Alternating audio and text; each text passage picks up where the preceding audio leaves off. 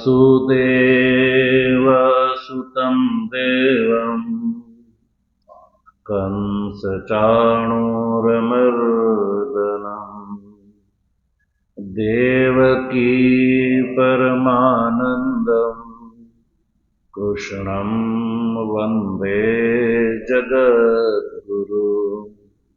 मूकं करोति वाचालं पंगुं लंघयते गिरिं यत्कृपातमहं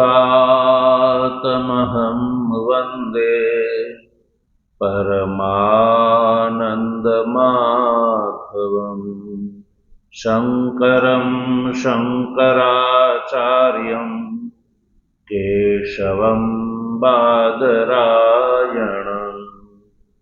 सूत्रभाष्य कृतौ वन्दे भगवन्तौ पुनः पुनः। ईश्वरो गुरुरात्मेति मूर्तिभेद विभागिने व्योमवद्व्याप्तदेहाय दक्षिणामूर्तये नमः। ओम शांति शांति शांति।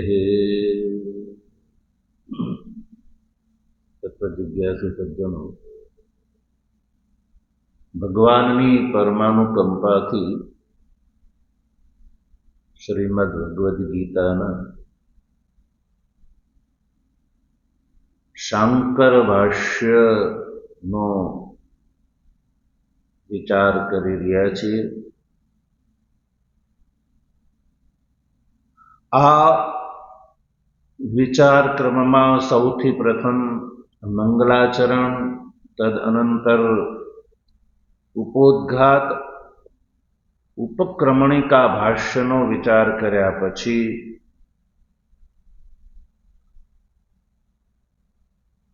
अर्जुन विषाद योग नामक प्रथम अध्यायનો પણ આપણે વિચાર કરી ચૂક્યા। ત્યારબાદ બીજા અધ્યાયના પ્રારંભમાં સંજયે ભગવાન શ્રી કૃષ્ણ અને અર્જુન સંબંધી વાત ધૃતરાષ્ટ્રને કરી અને ભગવાન શ્રી કૃષ્ણએ અર્જુનને જે વચન કહ્યા કે જે બીજા શ્લોકથી પ્રારંભ થાય છે એમાં ભગવાનનું જે વચન એ દ્વિતીય શ્લોકનો પણ આપણે વિચાર કરી ચૂક્યા। બીજા શ્લોકમાં ભગવાન શ્રી કૃષ્ણએ અર્જુનને કહ્યું કે હે અર્જુન, કુતઃ ત્વા કશ્મલમ ઇદમ વિષમે સમુપસ્થિતમ। કયા કારણે, કુતઃ એટલે કયા કારણે, ત્વા એટલે તારી અંદર, જ્યારે તું સર્વક્ષત્રિય પ્રવર છો, સર્વક્ષત્રિય પ્રવર છો,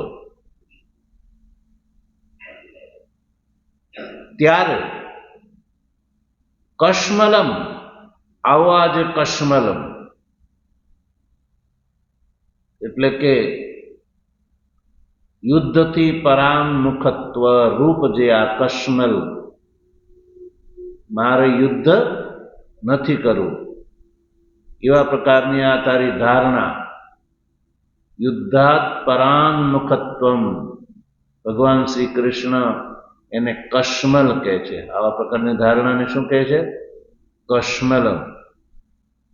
કશ્મલનો અર્થ છે મલિન, અર્થાત શિષ્ટ ગર્હી। શિષ્ટો દ્વારા નિંદિત એવી આ ધારણા કશ્મલ અર્થાત યુદ્ધાત પરાંગમુખત્વમ, યુદ્ધથી પરાંગમુખત્વમ, અને એ પણ વિષમે સભય સ્થાને કુતઃ સમુપસ્થિતમ, સમુપસ્થિતમ એટલે પ્રાપ્તમ, તને કેવી રીતે પ્રાપ્ત થયો, કયા કારણથી પ્રાપ્ત થયો. આવો આ જે કશ્મલ છે એ આ યુદ્ધ વખતે તને કેવી રીતે પ્રાપ્ત થયો.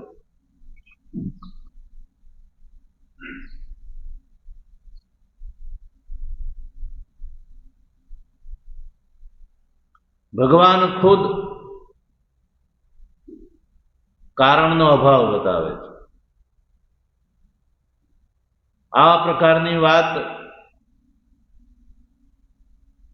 કે જેની અંદર કારણો ઉપસ્થિત હોય તો અર્જુન એમ કે અહિંસા ધર્મો, અહિંસા પરમો ધર્મ જે છે એ તો આર્યો દ્વારા સેવિત છે, આર્યો દ્વારા સેવિત છે. એટલે આર્ય સેવિત હોવાના કારણે મારી અંદર આ ઉપસ્થિત થયો એવું અર્જુન કહેતો ભગવાને કહ્યું આવા પ્રકારનો આ જે કશ્મલ છે એ અનાર્ય દુષ્ટ છે, આર્ય દ્વારા દુષ્ટ નથી. કેવો છે? અનાર્ય દુષ્ટ. આર્યોએ ક્યારેય આવા પ્રકારના કશ્મલને માન્યતા આપી નથી, અથવા તો આર્યો જે છે આવા પ્રકારનો શોક કરતા નથી. એટલે આર્ય દ્વારા સેવિત હોત તો હજી કર્તવ્ય બની જાય. પછી અસ્વર્ગ્યમ, અર્જુન કહે છે કે ભાઈ હું નહીં મારું તો અહિંસાના ફળ સ્વરૂપે હું સ્વર્ગનો ભાગીદાર થાશ. તો કહ્યું નહીં, અસ્વર્ગ્યમ. આ જે કશ્મલ છે એટલે કે યુદ્ધાત પરાંગમુખત્વ રૂપ કલ્મશ. કલ્મશથી શું લેવાનું? યુદ્ધથી પરાંગમુખત્વમ એટલે યુદ્ધથી ભાગવું, યુદ્ધ ન કરવું. યુદ્ધ ન કરવું એવો આ તારો નિર્ણય એ સ્વર્ગ અસ્વર્ગ્યમ છે. એટલે સ્વર્ગ અનર્હ છે, સ્વર્ગનો પણ કારણ નથી. સ્વર્ગાનર્હમ એટલે કે સ્વર્ગને યોગ્ય પણ નથી. એટલે કે તું આ કારણે સ્વર્ગનો ભાગીદાર થઈશ એવું પણ નથી. સ્વર્ગાનર્હમ અર્થાત કે પ્રત્યવાય કારણમ, પ્રત્યવાયનું કારણ છે, દોષનું કારણ. પછી ત્રીજી વાત, ઇહ ચ અકીર્તિકરમ, આ લોકમાં કીર્તિની વૃદ્ધિ કરવા વાળો પણ નથી. તો યુદ્ધથી ભાગીશ તો તારી કીર્તિ પણ નહીં વધે. કદાચ તો એમ માનતો હોશ કે હું યુદ્ધ નહીં કરું તો લોકો મારી કીર્તિનું ગાન કરશે કે જોયું અર્જુન આવો મહાન સામર્થ્ય વાળો હોવા છતાં પણ એણે યુદ્ધ ન કર્યું. એવી તારી આવા પ્રકારની કોઈ કીર્તિનું ગાન કરશે નહીં. એટલે અકીર્તિકરમ એટલે અયશસ્કરમ.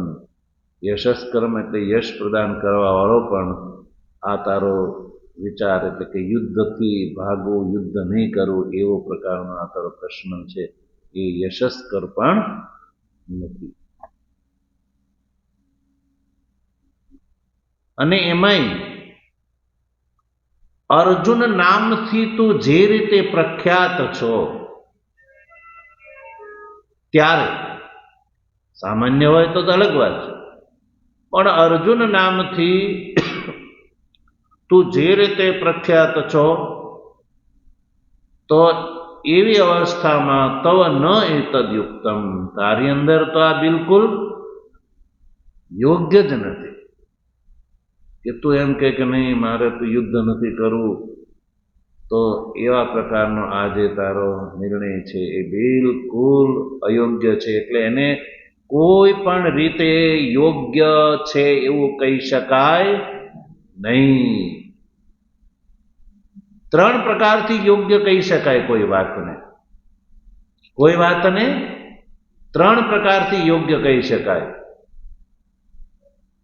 કોઈ વાતને યોગ્ય કહેવી હોય તેમાં સૌથી પહેલું કારણ છે કે આર્યો દ્વારા સેવિત હોવી જોઈએ. આર્યોએ એનું સમર્થન કરેલું હોવું જોઈએ. તો તમે એ વાતને યોગ્ય કહી શકો કે ભાઈ પૂર્વાચાર્યોએ પણ આવું કર્યું હતું, આર્યોએ પણ આ વાતનું સમર્થન, એ પણ આવું અનુષ્ઠાન કરતા હતા, એટલે એ આપણા માટે અનુકરણીય હોય. પછી બીજું એ છે કે દેહપાત પછી ઉર્ધ્વ ગતિનું એટલે કે દેવ શરીરની પ્રાપ્તિનું કારણ હોવું જોઈએ, તો એ વાત યોગ્ય ગણાય. પછી ત્રીજી વાત છે કે યશસ્કર પણ હોય તો પણ એ કાર્યને યોગ્ય ગણાય કે જેનેથી યશની પ્રાપ્તિ થવાની હોય. તો કોઈ પણ કાર્ય જે છે એને યોગ્ય, આ 3 કારણોથી એની યોગ્યતા પ્રદાન કરી શકાય છે, યા યોગ્ય છે એવું કહી શકાય છે. આર્યો દ્વારા સેવિત અને સ્વર્ગાદી ફલ પ્રદાયક અને યશસ્કર હોય તો એ કર્તવ્ય છે. તારું આ જે કાર્ય, જે ધારણા છે યુદ્ધ પરાંગમુખત્વ, યુદ્ધથી ભાગવા રૂપી, એ આર્યો દ્વારા પણ સેવિત નથી, સ્વર્ગીય પણ નથી અને યશસ્કર પણ નથી. એટલે યુદ્ધથી ભાગવું એ તારો વિચાર કોઈ પણ પ્રકારથી યોગ્ય નથી. 3 પ્રકારનો છેદ ઉડાડી દીધો ભગવાને. 3 વિકલ્પો ઉપસ્થિત કરીને ભગવાને કહી દીધું કે 3 વિકલ્પોથી આ યોગ્ય નથી. તો આ રીતે આપણે બીજો શ્લોક જોઈ ચૂક્યા. ફરીવાર ભગવાન જે છે એ અર્જુન પ્રતિ એક નવું વચન કહે છે. જો ક્લૈબ્યમ મા સ્મ ગમઃ પાર્થ,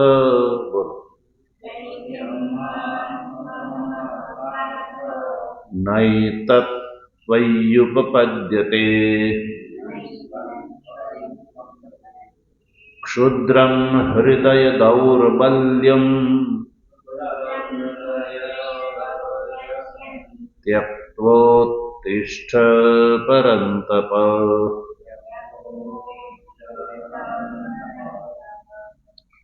આ શ્લોકમાં ફરીવાર ભગવાન અર્જુન પ્રતિ આ વચન કહે છે. એક વચન તો કયું બીજા શ્લોકમાં, હવે ફરી બીજું વચન ભગવાન અર્જુનને કહે છે. કહે છે કે હે પાર્થ, પાર્થ એ સંબોધન છે, પાર્થ એ અર્જુનના માટે સંબોધન છે. તો પહેલા આપણે સંધિ વિગ્રહ કરીએ. ક્લૈબ્યમ મા સ્મ ગમઃ પાર્થ ન એતત, નૈતત છે ને, ન એતત ત્વયી ઉપપદ્યતે. નૈતત ત્વયી ઉપપદ્યતે છે, એની અંદર ન, એતત, ત્વયી અને ઉપપદ્યતે, આ 4 શબ્દો છૂટા પડશે. પછી ઉત્તરાર્ધમાં ક્ષુદ્રમ, પછી હૃદય દૌર્બલ્યમ,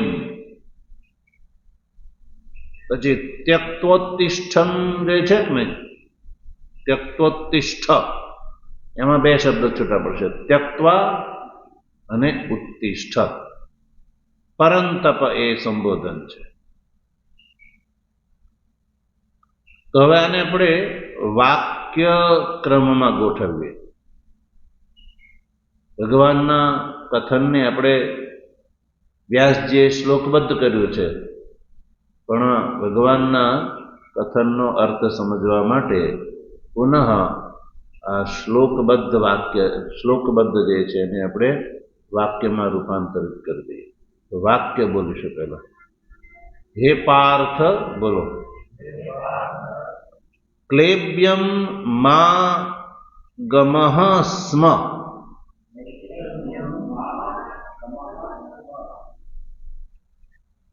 ત્વયિ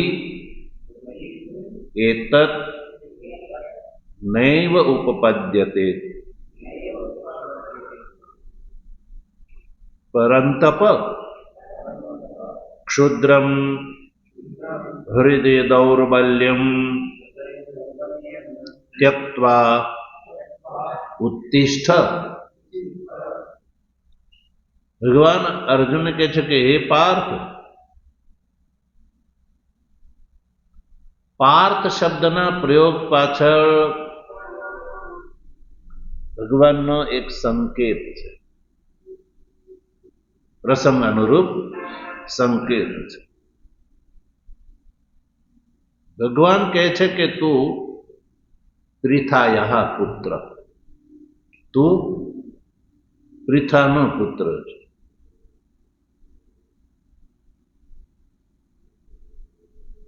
વીર માતૃત્વ થી તું ઉત્પન્ન છે.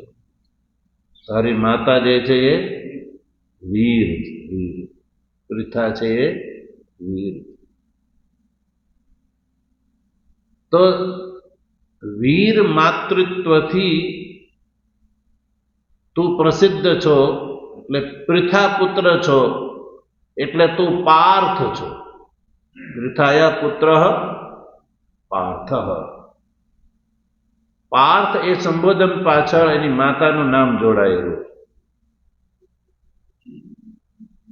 તો પછી માતાનું જે વીરત્વ જે છે તારી અંદર આવી જાય છે.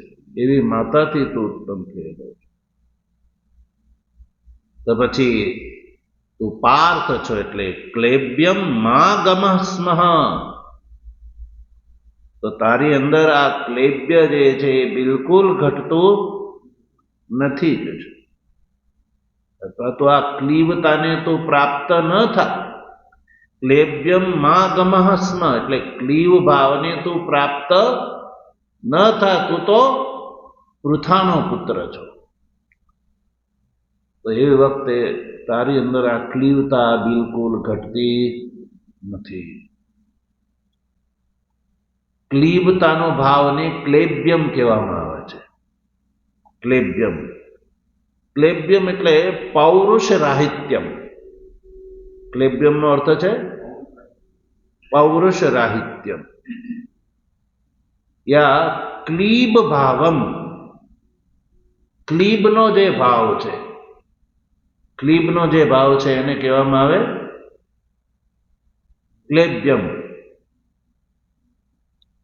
આનંદગીરીજી લખે છે ક્લીબ ભાવમ અધૈર્યમ. એટલે ક્લીબના ભાવને ક્લેબ્યમ કહેવામાં આવે છે, એટલે કે પૌરુષ રાહિત્યમ. વ્યવહારમાં પણ જેની અંદર પૌરુષત્વ ન હોય એને શું કહેવામાં આવે છે? ક્લીબ, એટલે નપુંસક. ક્લીબનો અર્થ છે નપુંસક અને ક્લેબ્યનો અર્થ છે પૌરુષ રાહિત્યમ, પુરુષત્વનો અભાવ એટલે નપુંસકત્વ. તો નપુંસકત્વને પ્રાપ્ત ન થાય. અર્જુનને યુદ્ધ માટે ઉઠાડવા માટે ભગવાને બહુ કડવો શબ્દ કહ્યો. વાતમાં તમે કોઈને એવો શબ્દ કહી દો તો શું થઈ જાય? લડાઈ થઈ જાય. તો મને એવો શબ્દ કે જ કઈ રીતે? ભગવાને કહ્યું કે અર્જુન તો આ ક્લીવ ભાવને પ્રાપ્ત ન થાય. તો ક્લીવ ભાવને પ્રાપ્ત થઈ ગયો કહેવાતું. આ તો ક્લીવ ભાવ પૌરુષ રાહિત્ય, પૌરુષત્વથી રહિત હોય એ આવી વાત કરે. તને તો બિલકુલ શોભે. એટલે કહ્યું ક્લેબ્યમ માં સ્મગમઃ એટલે ક્લેબતાને ક્લીવ ભાવને એટલે કે અધૈર્યને તું પ્રાપ્ત ન થા, કારણ કે તું પાર્થ છો, પૃથા તનય છો. પૃથા તનય એટલે તને આ પૃથાથી તો પૃથાનો પુત્ર છો. પૃથા તનય એટલે તો પૃથાનો પુત્ર છો, તને બિલકુલ ઘટે નહીં. એટલે ભગવાને આગળ કહ્યું ન ત્વયી એતદ ઉપપદ્યતે, ન ત્વયી એતદ ઉપપદ્યતે, કારણ કે ત્વયી એટલે તારી અંદર આવા પ્રકારનું અધૈર્યમ ક્લીવ ભાવત્વ ન ઉપપદ્યતે બિલકુલ ઘટતું નથી, એટલે કે શોભા દેતું નથી. ક્યારે કે જ્યારે તારી એવી કીર્તિ છે મહેશ્વરેણ અપી કૃત આહવે પ્રખ્યાત પૌરુષે મહામહિમની. મહેશ્વર એટલે કે ભગવાન શંકરની સાથે તે યુદ્ધ કર્યું, એવો પ્રસંગ છે. અને એના કારણે તો પૌરુષત્વથી પ્રખ્યાત થયો છો, પૌરુષત્વથી પ્રખ્યાત થયો છો, અને એના કારણે તો મહામહિમ છો. કેવો છો? મહામહિમ એટલે મહાન મહિમાથી યુક્ત છો. તો એવી તારી કીર્તિ છે, તો એવી અવસ્થામાં તારી અંદર આ જે ક્લીવ ભાવ છે એ બિલકુલ ઘટતો નથી, આ યોગ્ય નથી.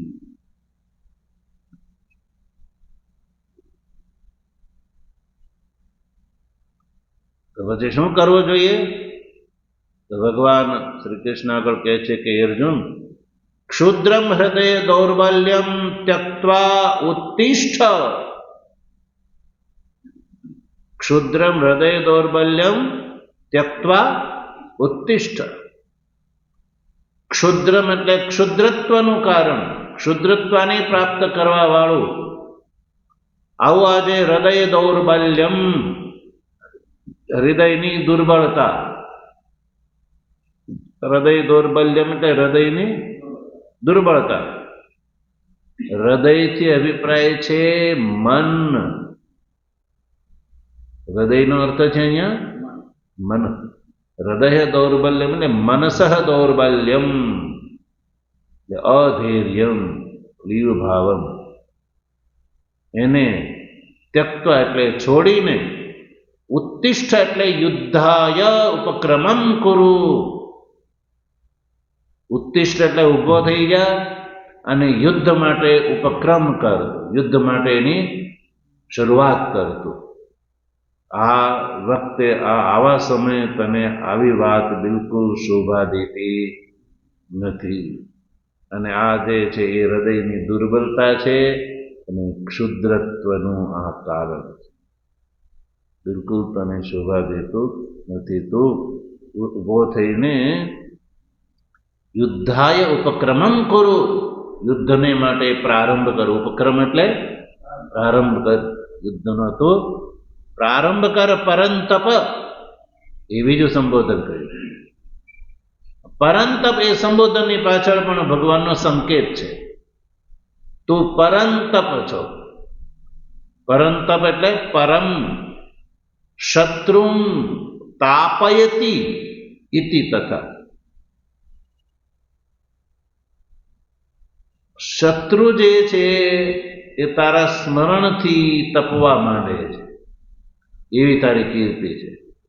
શત્રુ જે છે, શત્રુના પક્ષમાં તારું સ્મરણ થાય છે, કોઈ તને યાદ કરે છે તો શત્રુ જે છે એ બળવા લાગે. સામાન્ય ભાષામાં નથી કરતો કે કોઈનું સારું જોઈને એ બળે, એવું નથી. બળવું એટલે તપવું, એટલે બળવું. અગ્નિની બાજુમાં ઉભા રહ્યો તો શું લાગે? તાપ લાગે જ ને. અને બિલકુલ નજીક જાય તો બળવાનું પણ થઈ જાય. એટલે શત્રુઓ જે છે એ તારા બળ, ધૈર્ય, સામર્થ્યને સાંભળીને અંદરથી ઈર્ષ્યા કરવા લાગે છે, એવી તારી કીર્તિ છે. એટલે તું પરંતપ છો. એ પરંતપ યુદ્ધાય ઉત્તિષ્ઠ, યુદ્ધ માટે તું ઉભો થઈ શકે છે. આવું વચન ભગવાન શ્રી કૃષ્ણે અર્જુનને કહ્યું.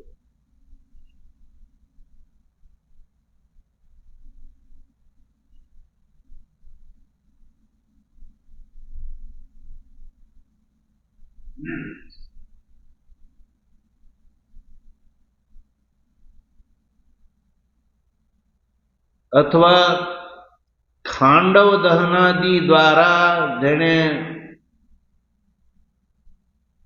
પ્રખ્યાતિ પ્રાપ્ત કરી છે. ખાંડવ દહનાદિના પ્રખ્યાત પૌરુષે ત્વયી,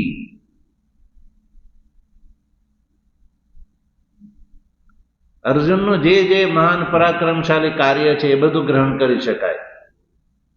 કે તારી અંદર આવું જ્યારે સામર્થ્ય છે, આવા પરાક્રમથી તું યુક્ત છે, તારો ઇતિહાસ, તારું જીવન છે એ પરાક્રમી છે, ત્યારે તારી અંદર આવા પ્રકારની અધૈર્ય, ક્લીવ ભાવ, હૃદયની દુર્બલતા જે છે બિલકુલ શોભા દેતી નથી.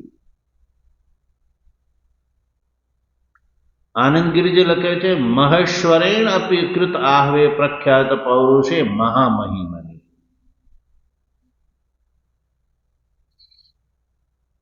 અને ભાષ્યાર્થ પ્રકાશકાર લખે છે, ખાંડવ દહનાદિના પ્રખ્યાત પૌરુષે ત્વયી, એટલે કે આવી મહિમાથી તું યુક્ત છો, આવા પૌરુષથી તું યુક્ત છો. તો એવા તારી અંદર આવા પ્રકારની હૃદયની દુર્બલતા અથવા ક્લીવ ભાવ જે છે તેની શોભા દેતી, ક્લીવ ભાવને પ્રાપ્ત, નપુંસક ભાવને, અપૌરુષત્વ ભાવને પ્રાપ્ત ન થા. આ હૃદયની દુર્બલતાને છોડી અને યુદ્ધાય ઉત્તિષ્ઠ, યુદ્ધ માટે ઉભો થઈ જાય.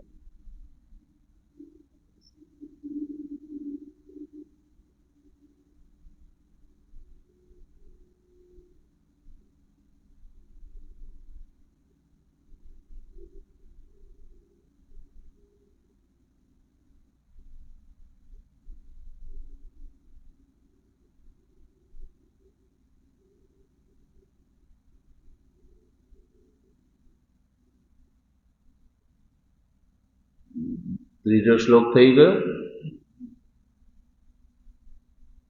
ચતુર્થ શ્લોકમાં જો, ચતુર્થ શ્લોક છે એ અર્જુનનું વચન છે. ભગવાને જ્યારે બીજા અને ત્રીજા શ્લોકમાં આવા વચન કયા, તો હજી અર્જુનના મનમાં આ વાત ઉતરતી નથી. અર્જુનના મનમાં હજી બીજી વાત ભમે છે. એ અર્જુન ચતુર્થ શ્લોકમાં કહે છે. અને આ અર્જુનની વાત જે છે એ બતાવે છે. અર્જુન ઉવાચ કથમ ભીષ્મમહં સંખ્યે દ્રોણં ચ મધુસૂદન ઈશુભિઃ પ્રતિયોત્સ્યામિ પૂજાર્હા વરિસૂદન.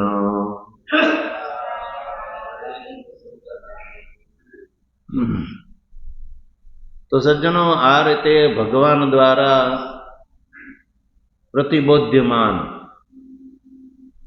ભગવાને એને પ્રતિબોધ કરાવ્યો, પોતાના પૌરુષનો, સામર્થ્યનો પ્રતિબોધ ભગવાને કરાવ્યો બીજા અને ત્રીજા શ્લોકમાં. છતાં પણ અર્જુન શોકથી એટલો બધો અભિભૂત છે, શોકથી અભિભૂત ચેત, જેનું ચિત્ત હજી પણ શોકથી અભિભૂત.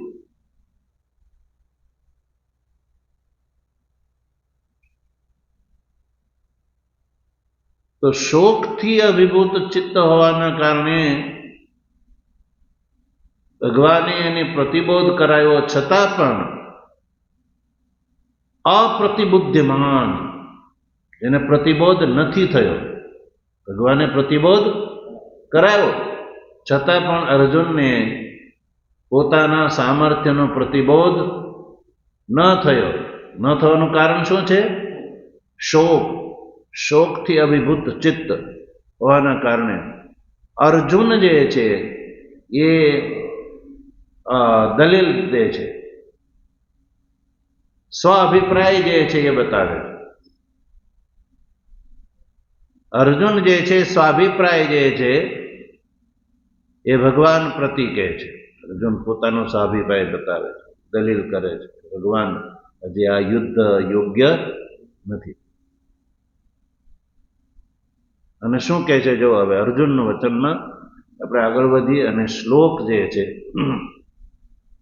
એનો સંધિ વિગ્રહ કરીએ. સૌથી પહેલા કથમ ભીષ્મમહમ છે ને, એમાં ભીષ્મમ અહમ એ બે શબ્દો છૂટા પડશે. સંખ્યે દ્રોણમ ચ મધુસૂદન ઈશુભિ પ્રતિયોત્સ્યામિ. પૂજાર્હ વરિસૂદન છે ને એના બે શબ્દ છૂટા પડશે. પૂજાર્હૌ અરિસૂદન.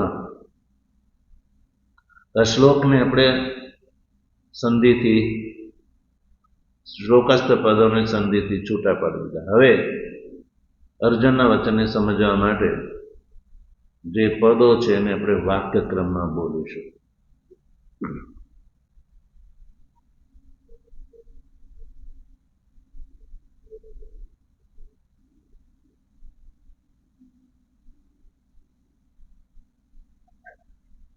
શું કહે છે અર્જુન? જુઓ,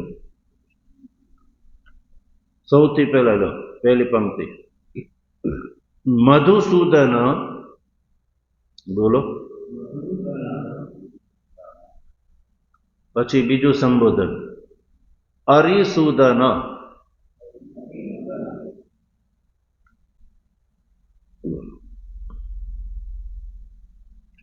મધુસૂદન અરિસૂદન એ બે સંબોધન કર્યા અર્જુને. પછી અર્જુન શું કહે છે? ભીષ્મમ દ્રોણમ સંખ્યે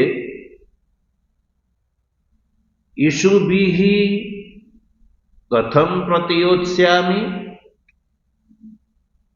ઈશુભિઃ કથમ પ્રતિયોત્સ્યામિ. બોલો. ભીષ્મમ દ્રોણમ સંખ્યે ઈશુભિઃ કથમ પ્રતિયોત્સ્યામિ.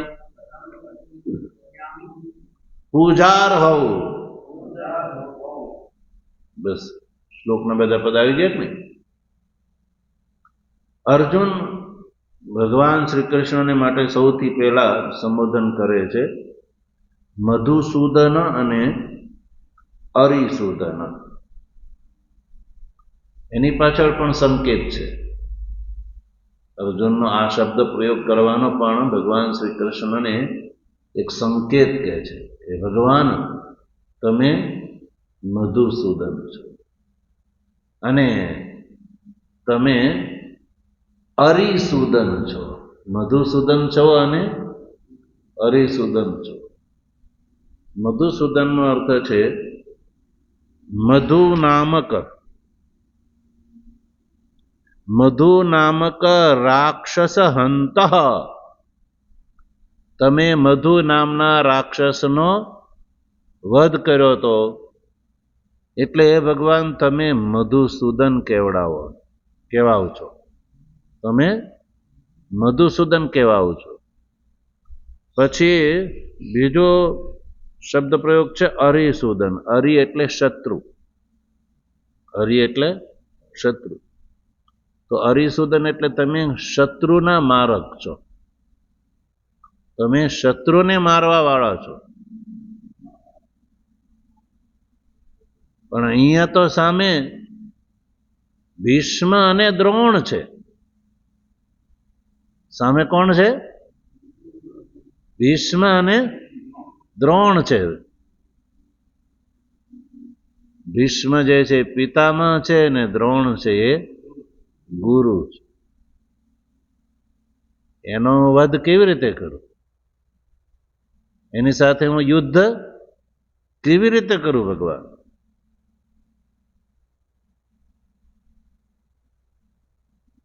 અરી એટલે શત્રુનો વધ તો કરી શકાય, એ તો યોગ્ય છે. અહીંયા તો ભીષ્મમ પિતામહ છે, જેના ખોળામાં હું રમ્યો છું એમ. પછી આચાર્ય દ્રોણ, જે આચાર્ય છે, જેણે મને શિક્ષા પ્રદાન કરી છે. તો એવા ભીષ્મ અને દ્રોણ જ્યારે સામે ઊભા છે, સામે પક્ષે ઊભા છે, તો એની સાથે સંખ્ય એટલે આ રણ મેદાનમાં, સંખ્ય એટલે રણના મેદાનમાં ઈશુભિ કથમ પ્રતિયોત્સ્યામિ. ઈશુભિ એટલે બાણથી હું એની સામે બાણ પ્રયોગ કેવી રીતે કરી શકું ભગવાન? એ તો તમે વિચારો. અર્જુનની ભગવાનની દલીલ છે કે જે પિતામહ છે, જે આચાર્ય છે, એની સામે હું બાણથી કેવી રીતે પ્રતિયોત્સ્યામિ, પ્રતિયોત્સ્ય એટલે યુદ્ધ, એની સાથે કેવી રીતે કરી શકું? કે આનંદગીરીજી લખે છે, યત્ર વાચાપી યોત્સ્યામિ ઇતિ વક્તુમ અનુચિતમ તત્ર કથમ બાણેઃ યોત્સ્ય ઇતિ ભાવઃ. કહે છે કે જેની સાથે વાણીથી પણ યુદ્ધ ન કરવું જોઈએ, વાણીથી પણ જેની સાથે જીભા જોડી, સાદી ભાષામાં શું કહીએ આપણે? જેની સાથે વાણીથી પણ જીભા જોડી કરવી બિલકુલ અનુચિત છે. પિતામહની સામે વાણીથી જીભા જોડી કરી શકાય? યા ગુરુની સાથે, આચાર્યની સાથે? તો પછી જેની સાથે વાણીથી પણ વક્તુમ અનુચિતમ વાત કરવી, સહેજ ઊંચા અવાજે બોલો તો પણ એ દૃષ્ટતા કહેવાય, અનુચિત કહેવાય. તો તત્ર કથમ બાણેઃ યોત્સ્ય, એની સામે હું બાણથી યુદ્ધ કેવી રીતે કરું ભગવાન? આવો અર્જુનનો ભાવ છે કથનનો. અર્જુનની દલીલ બિલકુલ યોગ્ય લાગે ને? અયોગ્ય છે દિલ?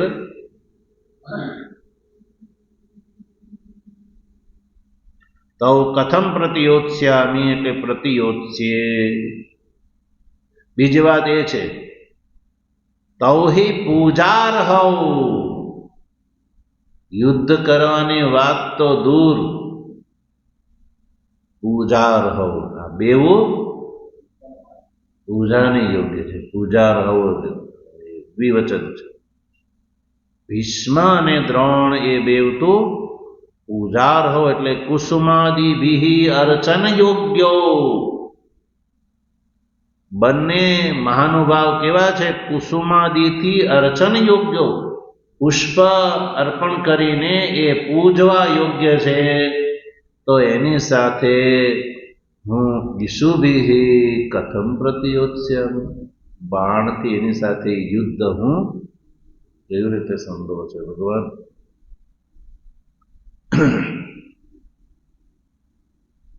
અરિસુદનની પાછળ છે સર્વાન એવ અરિન અપ્રયત્નેન સુદિત્વાન ઇતિ.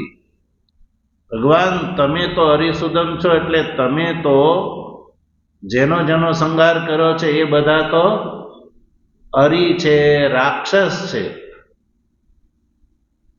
તો તમે પણ એ કાર્યથી પ્રસિદ્ધ છો. સર્વાન એવ અરિન અપ્રયત્નેન સુદિત્વાન ઇતિ ભગવાન એવમ સંબોધ્યતે.